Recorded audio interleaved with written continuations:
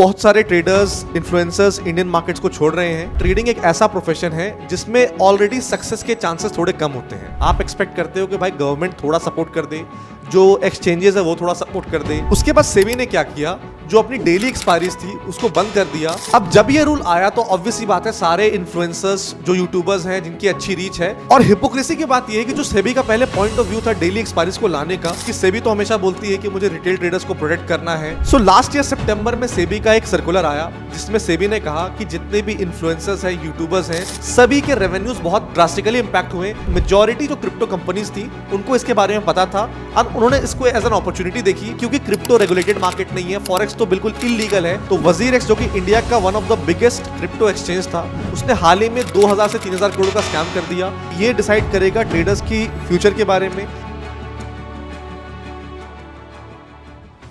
Hello everyone, welcome to the channel.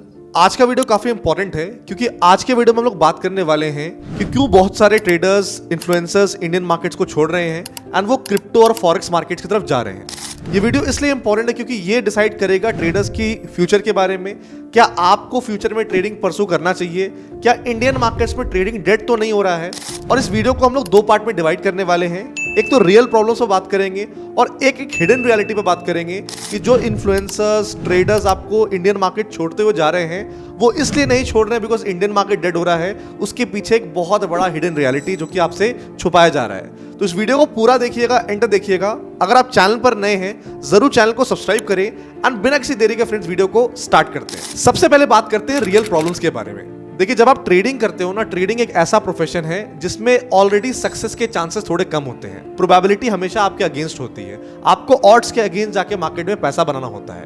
उसमें as a trader what do you expect? आप expect करते हो कि भाई गवर्नमेंट थोड़ा सपोर्ट कर दे, जो एक्सचेंजेस है वो थोड़ा सपोर्ट कर दे, सेबी थोड़ा सपोर्ट कर दे। बट यहां पर क्या हो रहा है, पिछले 1 साल 2 साल में अगर आप देखोगे अननेसेसरी बहुत सारे रूल्स आ रहे हैं, बहुत सारे रूल्स चेंज हो रहे हैं। पहले हमारा मार्केट में एवरीडे एक्सपायरी नहीं था, पहले वीकली एक्सपायरी था निफ्टी बैंक निफ्टी का। फिर इन्होंने एवरीडे एक्सपायरी लेके आए जहां पर Nifty, midcap, fin Nifty, Sensex सब एक्सपायरीज आ गई। एंड रोज मार्केट में एक तरह से मैं बोलूं त्योहार मन रहा था। रोज मार्केट में एक्सचेंज के वॉल्यूम जनरेट हो रहे थे, रोज ब्रोकरेज जनरेट हो रही थी, क्योंकि सबसे ज्यादा जो वॉल्यूम्स होते हैं वो एक्सपायरी में हो रहे थे। पहले जो एक्सपायरी होती थी वो हफ्ते में एक बार होती थी, तो सिर्फ हफ्ते में एक ही बार मेजॉरिटी वॉल्यूम्स में स्पाइक दिखने को मिलता था।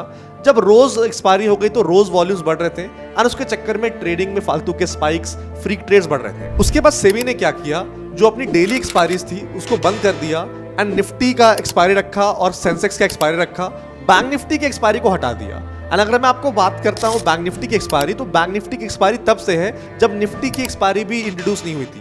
And bank Nifty was one of the OG index जहां पर आप एक्सपायरी ट्रेड कर पाते थे वीकली में एंड आपको मजा आता था।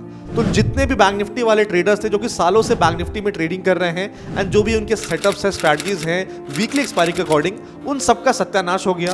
एंड वो सारे जो ट्रेडर्स हैं वो अब फिर रीथिंक कर रहे हैं कि भाई करें क्या, या तो इंडियन मार्केट्स में ट्रेड करें या फिर कुछ और अपॉर्चुनिटीज यहां पर देखें। और हिपोक्रेसी की बात यह है कि जो सेबी का पहले पॉइंट ऑफ व्यू था डेली एक्सपायरीज को लाने का, वो ग्लोबल मार्केट से कंपीट करने का था। एंड वो उनका कहना था कि अगर हम रोज एक्सपायरी लेके आएंगे, हमारे मार्केट्स में अच्छे वॉल्यूम्स रहेंगे, एफआईआईज इन्वेस्ट करेंगे, एफआईआईज ट्रेड करेंगे, तो हमारी मार्केट भी धीरे धीरे डेवलप्ड मार्केट की तरफ जाएगी। फिर अचानक से ये बैक स्टेप लिया क्यों? पहले तो आपने डेली एक्सपायरी का मूव लिया, वही थोड़ा गलत लग रहा था। फिर आपने वीकली एक्सपायरी पर आप आ गए एंड आपने बैंक निफ्टी की एक्सपायरी को हटा दिया। तो इतने फ्रीक्वेंट चेंजेस 1 साल 2 साल के अंदर रहेंगे तो कोई भी ट्रेडर जिसके पास अच्छा कैपिटल है उसको डेफिनेटली प्रॉब्लम होगा ट्रेड करने में। एंड मुझे इतना तो बिल्कुल पता है कि सेबी हो गई, एक्सचेंजेस हो गए, ये सिर्फ अपना प्रॉफिट देखते हैं, अपना सोचते हैं। ये पब्लिक के बारे में, रिटेल ट्रेडर के बारे में बहुत कम सोचते हैं। अब मैं ऐसा क्यों बोल रहा हूं? क्योंकि सेबी तो हमेशा बोलती है कि मुझे रिटेल ट्रेडर्स को प्रोटेक्ट करना है एंड हम रिटेल ट्रेडर्स के अच्छाई के लिए ये सारी चीजें कर रहे हैं। क्योंकि अगर आप देखोगे पहले सेंसेक्स एक्सपायरी फ्राइडे को हुआ करती थी, फिर अचानक से सेंसेक्स एक्सपायरी ट्यूसडे को हो गई, फिर निफ्टी की एक्सपायरी थर्सडे को हुआ करती थी, अचानक से निफ्टी की एक्सपायरी मंडे को हो गई। ये इसलिए की जा रही है बिकॉज एक्सचेंजेस को नुकसान हो रहा है। देखिए, पहले जो एक्सपायरीज में ट्रेडिंग होती थी, डेरिवेटिव्स की अगर मैं बात करता हूं, वो सिर्फ निफ्टी बैंक निफ्टी की होती थी। एंड निफ्टी बैंक निफ्टी का जो भी रेवेन्यू जाता था वो एनएसई को जाता था। फिर बीएसई ने इंट्रोड्यूस किया सेंसेक्स बैंकेक्स, तो एनएसई के पास एक ऑटोमेटिक कंपटीशन खड़ा हो गया। अब क्या हो रहा है कि सेबी ने एक लेवल प्लेइंग फील्ड बना दिया कि सेबी ने कहा कि भाई हर एक एक्सचेंज एक ही इंडेक्स की वीकली एक्सपायरी करवा सकता है। तो एनएसई के लिए निफ्टी था एंड बीएसई के लिए सेंसेक्स था। अब देखिए आज से 3 से 4 साल पहले जब एफएनओ में ट्रेडिंग होती थी तो निफ्टी बैंक निफ्टी में होती थी, तो सारा का सारा जो प्रॉफिट था वो एनएसई को जाता था। अब जैसे सेबी का ये नया रूल आया, बीएसई की एंट्री हुई, तो यहाँ पर एक कंपटीशन खड़ा हो गया एनएसई के लिए, और एनएसई इसके चक्कर में क्या कर रही है, बार बार एक्सपायरी चेंज कर रही है, फिर बीएसई भी उसको फॉलो कर रही है एंड ये कैट फाइट्स चल रहे हैं। इसके चलते प्रॉब्लम ट्रेडर्स को हो रही है, प्रॉब्लम और किसी को नहीं हो रही है। ये अपना पैसा बनाकर निकल जाएंगे, बट जो अल्टीमेटली पिसता है इंसान, वो ट्रेडर होता है, वो हर तरफ से पिस रहा है। फिर अगर आप ये सारे सर्कस को कंपेयर करो ग्लोबल मार्केट से, तो ग्लोबल मार्केट्स में इतने फ्रीक्वेंट चेंजेस नहीं होते हैं। ग्लोबल मार्केट्स में लेवरेज है, ग्लोबल मार्केट्स में सारी चीजें हैं। हमारी गवर्नमेंट का, सेबी का, एनएससी, बीएसई का सबका कहना है कि भाई रिटेल ट्रेडर बहुत नुकसान कर रहा है ट्रेडिंग में। बिल्कुल आपकी बात सही है, रिटेल ट्रेडर नुकसान कर रहा है। आप उनको एजुकेट कर सकते हो, आप उनको बता सकते हो कि ये चीज गलत है। अब देखिए दुनिया में बहुत सारी चीजें गलत है, सिगरेट पीना भी गलत है, शराब पीना भी गलत है, बहुत सारी चीजें करना गलत है, बहुत सारी चीजें करना गलत है, गैम्बलिंग करना गलत है। ऐसे अगर हम गलत बातों पे आए तो बहुत सारी चीजें करना गलत है, बट क्या वो चीज लीगल नहीं है, क्या वो चीज की नहीं जाती है? तो जो इंसान 18+ है, जो इंसान समझदार है, उसको पता है मेरे लिए सही क्या है, गलत क्या है। स्टॉक मार्केट अगर कोई आता है और अगर उसकी मान्यता ये है कि मेरा पैसा डबल, ट्रिपल, 4x, 5x हो जाएगा, इसका मतलब उसकी एक्सपेक्टेशन गलत है। उसने कहीं ना कहीं से ये बात सुनी होगी। तो अगर हम एजुकेशन पे इन्वेस्ट करेंगे, उनको समझाएंगे, उनको बताएंगे, तो मे भी ये चीज कम हो सकती है, खत्म तो नहीं हो सकती। And as a regulator and exchange अगर हम थोड़ा सा यहाँ पर रिस्पॉन्सिबल हो जाएंगे एंड फ्रीक्वेंट चेंजेस ना करेंगे, तो डेफिनेटली ट्रेडर्स भी रहेंगे, एफआईआईज भी रहेंगे, डीआईएस भी रहेंगे एंड हमारी मार्केट डेफिनेटली ग्रो करेगी। एंड मेरे लिए बहुत खुशी की बात रहेगी, आप सभी के लिए एक प्राउड फीलिंग रहेगा जब हमारी मार्केट्स धीरे धीरे करके ग्लोबल मार्केट से कंपीट करे एंड हम कहीं ना कहीं एक दिन ओवरटेक करेंगे।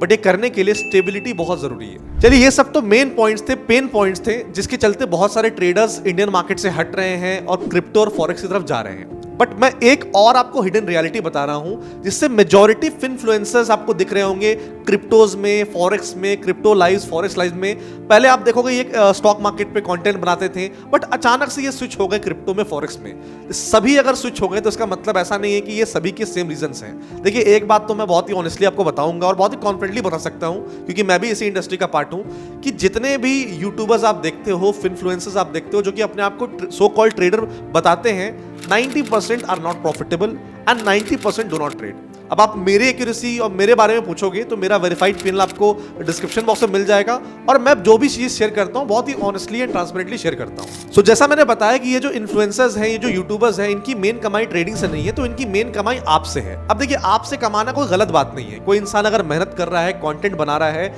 एड्स लगा रहा है, प्रमोशन कर रहा है, उसमें कोई गलती नहीं है। सबको एक्स्ट्रा कमाने का हक है एंड मैं बोलूंगा आपको भी कोशिश करनी चाहिए कि आप अपनी इनकम सोर्स को बढ़ाओ, बट तरीका कमाने का जो होना चाहिए वो सही होना चाहिए, वो एथिकल होना चाहिए। देखिए जितने भी सारे इन्फ्लुएंसर्स हैं, ट्रेडर्स हैं, इवन अगर मैं अपने आप को भी कंपेयर करता हूं, क्योंकि हमारे पास एक अच्छी ऑडियंस है, हमारे पास एक अच्छी रीच है, तो जो भी ब्रोकर्स हैं वो क्या करते हैं, हमें रीच आउट करते हैं, वो बोलते हैं कि भाई आप हमारे साथ जुड़ जाइए एंड हमारे डीमैट अकाउंट खुलवाइए। अब डीमैट अकाउंट खुलवाने से क्या होगा? डीमैट अकाउंट खुलवाने से ये होता है कि अगर आप मेरे लिंक के थ्रू डीमैट अकाउंट खुलवाते हो तो आपको कुछ एडिशनल देना नहीं पड़ेगा, बट मुझे आपके ब्रोकरेज का सर्टेन पार्ट कमीशन मिल जाता है एंड वो 30, 40, 50% हो सकता है, डिपेंड अपॉन आपकी क्या रीच है एंड आपकी ब्रोकर से क्या बातचीत हुई है। इवन मुझे भी वो ब्रोकरेज मिलता है एंड उसमें मैं कुछ शर्माता नहीं हूं, मैं बहुत ही ऑनेस्टली आपके साथ शेयर करता हूं कि यहां पर अगर मैं कंटेंट बना रहा हूं तो मैं चैरिटी नहीं कर रहा हूं, मैं भी मेहनत कर रहा हूं, बट मेरा फोकस रहता है कि मैं वैल्यू क्रिएट करके पैसा बनाऊं, ऐसा नहीं कि आपको मिस सेल करके या आपको बेवकूफ बना के या आपको ठग के। सो लास्ट ईयर सितंबर में सेबी का एक सर्कुलर आया, जिसमें सेबी ने कहा कि जितने भी इन्फ्लुएंसर्स हैं, यूट्यूबर्स हैं, जो कि मल्टीपल ब्रोकर्स के साथ कनेक्टेड हैं, मतलब एक जो इन्फ्लुएंसर है वो एक broker, second broker, third broker, fourth broker, 3, 4, 5 broker के साथ कनेक्ट है, तो वो चारों पांचों ब्रोकर के ब्रोकरेज उसको आएंगे। तो सेबी ने इस पर रोक लगा दी। सेबी ने कहा कि अगर आपको कनेक्ट रहना है किसी ब्रोकर के साथ तो आपको ऑथराइज पर्सन बनना पड़ेगा एंड एक पैन कार्ड पे एक इंसान एक ही ब्रोकर के साथ कनेक्ट हो सकता है। अब इससे क्या हुआ, जितने भी यूट्यूबर्स हैं, जितने भी ट्रेडर्स हैं जो मल्टीपल ब्रोकर्स साथ एसोसिएटेड थे,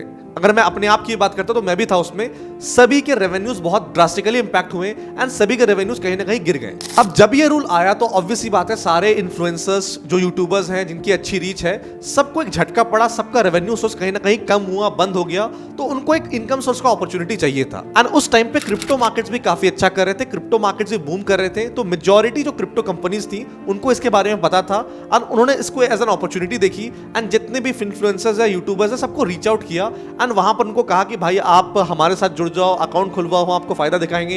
एंड क्योंकि क्रिप्टो रेगुलेटेड मार्केट नहीं है, फॉरेक्स तो बिल्कुल इलीगल है, वहां पर भी बहुत सारे यूट्यूबर्स, इन्फ्लुएंसर्स, मैं सबकी बात नहीं कर रहा हूं, बट आप जानते हैं मैं किसकी बात कर रहा हूं। आप देखते हो उन लोगों को, वो अचानक से क्रिप्टो और फॉरेक्स प्रमोट करना शुरू कर दिए। एंड क्रिप्टो और फॉरेक्स जो प्रोडक्ट है वो इंडिया में फिलहाल रेगुलेटेड नहीं है, जैसे हमारी एक रेगुलेटरी बॉडी है सेबी, उसकी कोई रेगुलेशन नहीं है, तो वहां पर कुछ भी गलत होता आपके साथ तो वहां पर कोई माँ बाप नहीं है। अगर मैं आपको रिसेंट एग्जांपल दूं तो वजीर जो कि इंडिया का one of the biggest crypto exchange था, उसने हाल ही में 2000 से 3000 करोड़ का स्कैम कर दिया।